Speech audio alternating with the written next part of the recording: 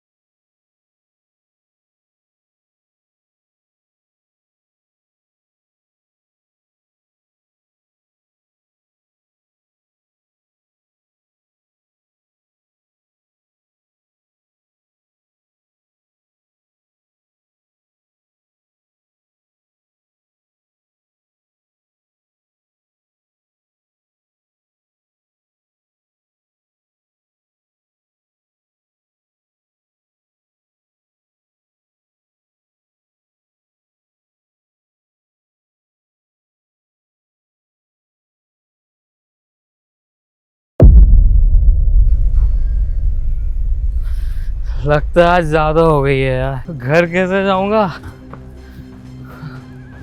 Auto भी नहीं दिख रहा है, ना कोई बंदा भी।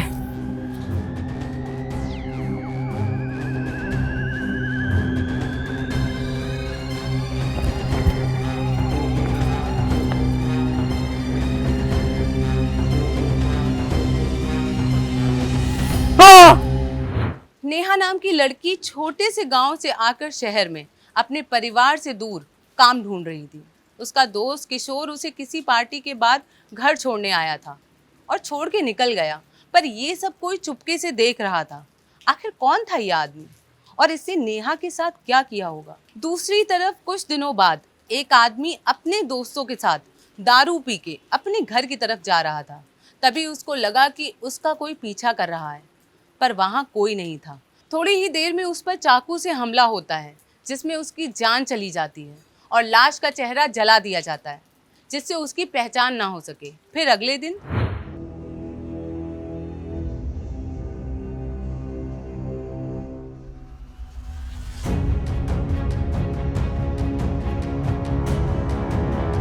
क्या हुआ? सर यहाँ एक सुबह लाश मिली थी।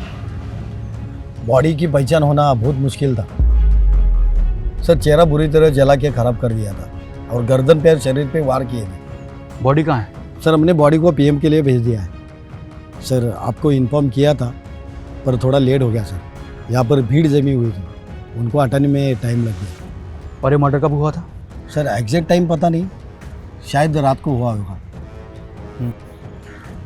आसपास किसी ने कुछ देखा?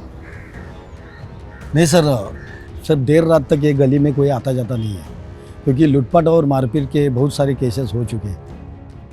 सर पर इस गली के पास एक आदमी ने एक बेवड़े को जाते टाइम देखा था, शायद उसकी हत्या हुआ है। और कोई जानकारी? नहीं सर। एक अकेला बेवड़ा चाकू पे गिर के तो नहीं मर सकता, और ना ही अपना चेहरा खुद जला सकता है। हो सकता है कि कोई दूसरा इंसान यहाँ आया हो। एक काम करो, आसपास पूछताछ करो, शायद किसी ने कुछ देखा हो। जी सर।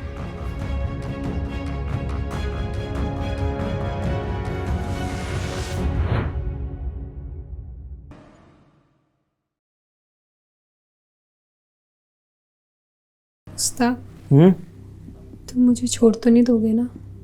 पहले अच्छे से पकड़ तो लेने दो। नेहा, नेहा, मैं तुमसे बहुत प्यार करता हूँ। मैं तुम्हें कभी नहीं छोड़ूंगा। पता नहीं क्यों मुझे आजकल बहुत डर लग रहा है। क्यों? क्या बात है? बताओ मुझे। और ये चोट कैसे लगी? ये तो कुछ नहीं, बस ऐसे खुद के नाखून लग गए थे। तुम मुझसे कुछ छुपा रही हो? अरे नहीं, मैं तो सच बोल रही हूँ। अच्छा छोड़ो, वो किशोर कहाँ गया? वो किसी दोस्त के शादी में गया। और तुम्हें किशोर की बड़ी चिंता पड़ी है? या मैं तुम्हारे साथ हूँ, तुम्हें कोई फर्क नहीं पड़ता? मेरी कोई परवाह नहीं है? कैसी बात कर रहे हो मुस्ताक? मैंने तो बस ऐसे ही पूछ लिया, क्योंकि किशोर तुम्हारा दोस्त है। हाँ वही, किशोर मेरा दोस्त है। उससे ना दूरी है ना तुम। तुम्हें क्या हो गया? आज तुम बहुत उखड़ी उखड़ी बातें कर रहे हो। अच्छा छोड़ो, सुनो ना, तुम मुझसे शादी कब कर रहे हो? मैं तो कल ही कर लूँ शादी, लेकिन क्या हमारे घर वाले मानेंगे? हम दोनों का धर्म अलग है। भाग के कर ले। इतनी जल्दी पड़ी है शादी की? पहले अच्छे से सुहागरात तो मना ले।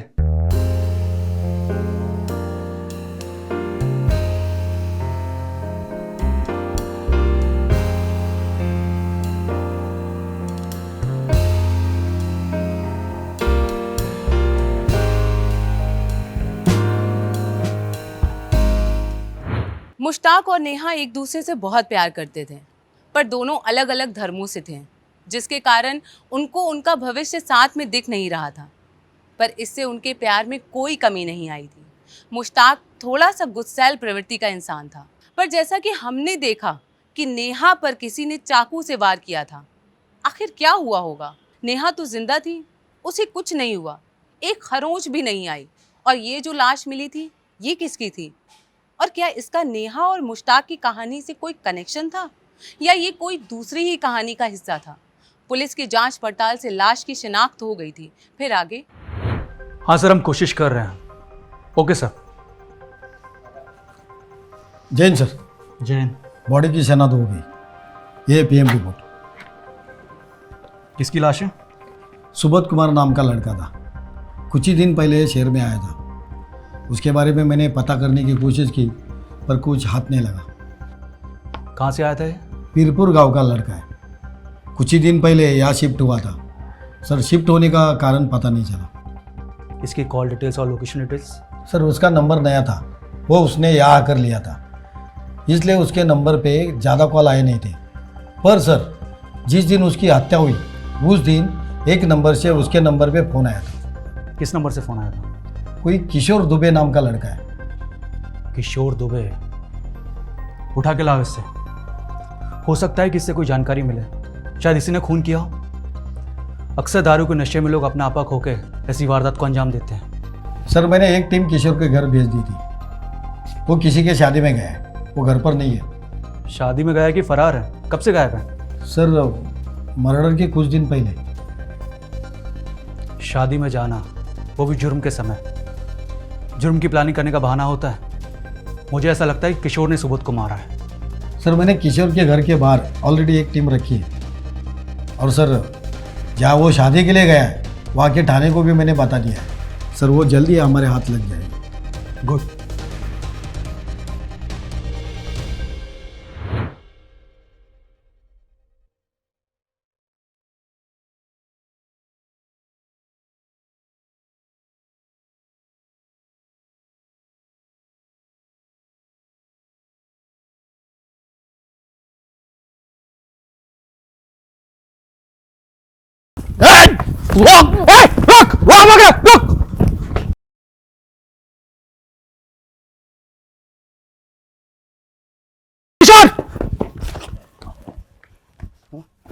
कब तक भागेगा हमसे? हाँ, कब तक भागेगा?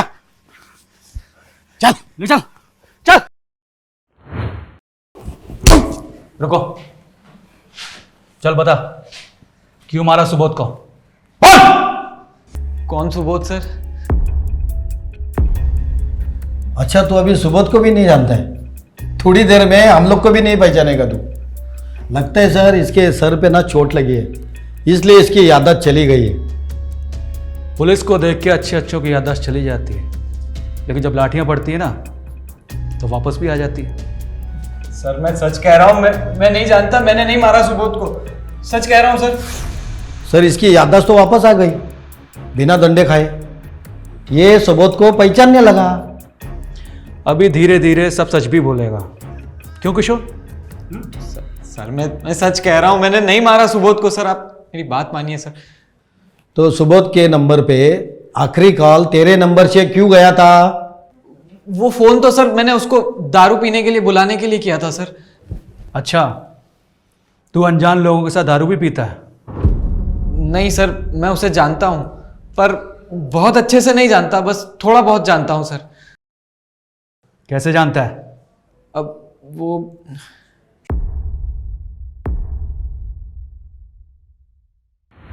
किशोर कुछ दिनों से पुलिस से छुपता फिर रहा था और शादी का बहाना करके घर से गायब था। पुलिस की टीम ने जाल बिछा के किशोर को गिरफ्तार तो कर लिया था, पर वो अपना गुनाह कबूल करने को तैयार नहीं था। किशोर जैसे मोटी चमड़ी के अपराधी अक्सर पुलिस के सामने आसानी से अपना मुंह नहीं खोलते, पर आखिर किशोर की सुबोध से क्या दुश्मनी हो सकती है? किशोर का कहना था कि वो सुबोध को बहुत अच्छे से नहीं जानता था, फिर उसने सुबोध का मर्डर क्यों किया? या फिर वो निर्दोष था? इस हत्या के पीछे कुछ और भी वजह हो सकती है। पुलिस अपनी पूछताछ में लगी हुई थी। किशोर के घर की तलाशी लेने पे पुलिस को एक खंजर भी बरामद हुआ। इसे फैक्स कर दो। Yes sir. सर किशोर के घर से जो हमें खंजर मिला था वो मर्डर वेपन नहीं है। क्या बात कर रहे हो? हाँ सर, किशोर को बेल मिल गई है। सर उसके खिलाफ हमारे पास कोई सबूत नहीं था ना रिमांड में लेने के लिए। पर ऐसे तो हम कुछ नहीं कर पाएंगे। सर मैंने कुछ जानकारी हासिल की है, उसे कुछ पता चल जाए। क्या है वो? सर अभी जो सुबोध सिम वापर रहा था वो नया था। उसके जुने नंबर की मैंने डिटेल्स निकाली, तब पता चला कि वो नंबर पे बार बार फ़ोन आ रहा था और जा रहा था, और वही नंबर से किशोर को भी फ़ोन जा रहा था, और वो किसी नेहा नाम के लड़के का नंबर है। नेहा? चलो नेहा से पूछताछ करते हैं, शायद कोई गुत्थी सुलझे। चलो। तुम्हारा जवाब नहीं है। जब भी तुमसे मिलता हो ना, दुनिया की सारी टेंशन, सारी थकान भूल जाता हूँ। अच्छा, तो बस इसलिए मुझसे मिलने आते हो? नहीं जाने मन, तुम तो मेरी जान हो।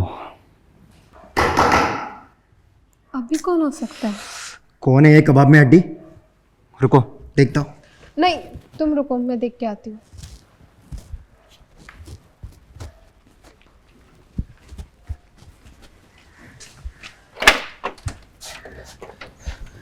किशोर तू? मुस्तक भाई का है। वो तो अंदर है। मुस्तक भाई, किशोर तू यहाँ? जल्दी से कट लो यहाँ से। पर हुआ क्या है? अरे वो सुबोध के मर्डर के चक्कर में। सुबोध का मर्डर? हाँ, वो सुबोध के मर्डर के चक्कर में पुलिस मेरे पीछे पड़ी है। मैं तो कहता हूँ थोड़े टाइम के लिए आप लोग भी यहाँ से निकल लो, कुछ टाइम बाद फिर वापस आ जाना। पर सुबोध? वो सब छोड़ो, जल्दी चलो यहाँ से। चलो।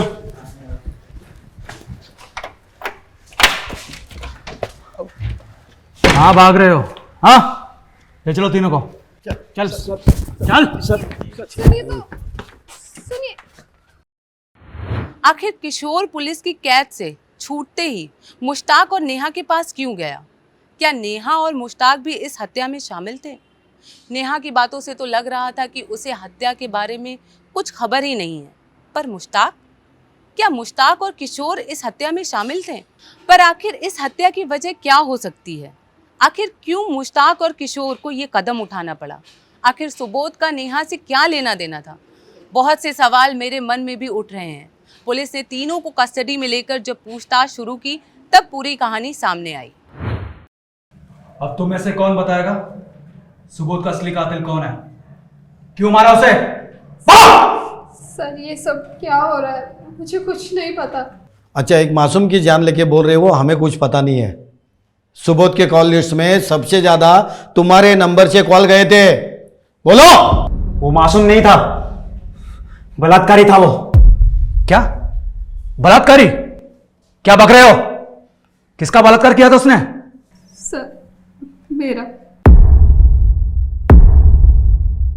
पर सच में मुझे सुबोध की हत्या के बारे में कुछ नहीं पता। मैंने मारा है उसे। क्या हुआ था, जल्दी बताओ। सर, सुबोध मेरा एक्स बॉयफ्रेंड था और एक समय में मैं उससे बहुत प्यार करती थी, लेकिन जब हमारी नहीं बनी तो उसने मेरा जीना हराम कर दिया। इसलिए मैं गांव छोड़कर यहाँ शहर में आ गई, लेकिन वो यहाँ भी मेरे पीछे पीछे आ गया।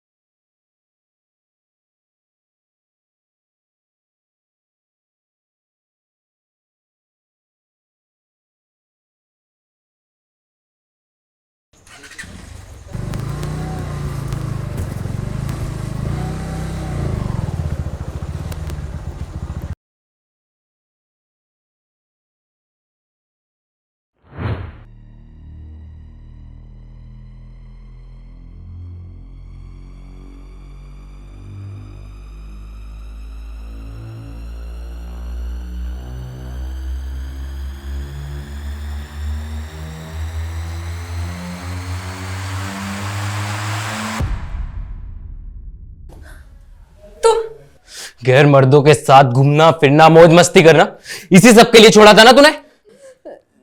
देखो सुबोध, मैं अब तुमसे प्यार नहीं करती हूँ, मैं किसी और से प्यार करती हूँ। अच्छा, प्लीज प्लीज तुम मेरा पीछा छोड़ दो। ताकि तू अपनी जिंदगी में यश कर सके और मैं तेरी याद में बैठकर रोता रहूं। आज तुझे ऐसा सबक सिखाऊंगा ना कि तू भी याद रखेगी। सुबोध छोड़ो, सुबोध क्या कर रहे हो? सुबोध छोड़ो मुझे, सुबोध। ये बात नेहा ने मुझे और मुश्ताक भाई को बताई, तो सुबोध को सबक सिखाने के लिए हमने उसे दारू पीने के बहाने बुलाया था।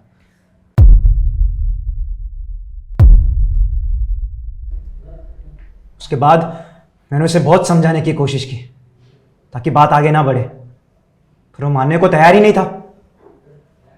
उसके बाद मैंने किशोर और सुबोध को अपने अपने घर निकलते हुए देखा और मैंने सुबोध का पीछा किया।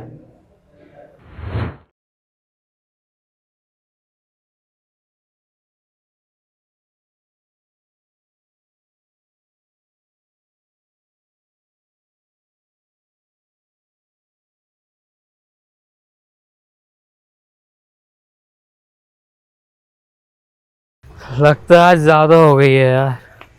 घर कैसे जाऊंगा? ऑटो भी नहीं दिख रहा है, ना कोई बंदा भी।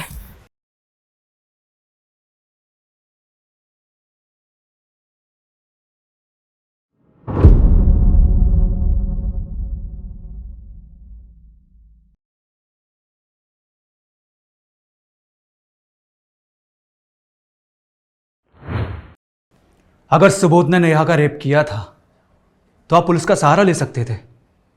पुलिस उसे कड़ी से कड़ी सजा दिलवाती, कानून हाथ में लेने की क्या जरूरत थी?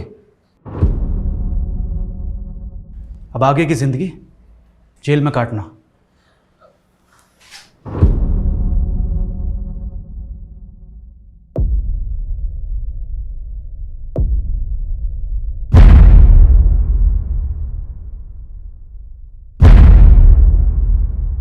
सुबोध नेहा से प्यार करता था। जब उनका रिश्ता खत्म हो गया तब भी सुबोध ने नेहा को सताना नहीं छोड़ा। ये बात बहुत गलत है। अगर कोई इंसान अपनी मर्जी से एक रिश्ता कायम करता है और वो रिश्ता आगे बढ़ नहीं पाता तो इंसान को अपने अंदर नफरत के बीज नहीं बोना चाहिए। सच्चाई को स्वीकार करते हुए जीवन में आगे बढ़ना चाहिए। हम स्वतंत्र देश के नागरिक हैं जहां हर इंसान को अपनी जीवन साथी चुनने का हक है। सुबोध से ये बात बर्दाश्त नहीं हुई और उसने नेहा के साथ दुष्कर्म किया, जिसके बाद गुस्से में आके मुश्ताक ने सुबोध की हत्या कर दी। इस कहानी में एक जुर्म ने दूसरे जुर्म को जन्म दिया और 4 जिंदगियां बर्बाद हो गई। अगले एपिसोड में नई कहानी के साथ मुलाकात होगी। तब तक के लिए जय हिंद।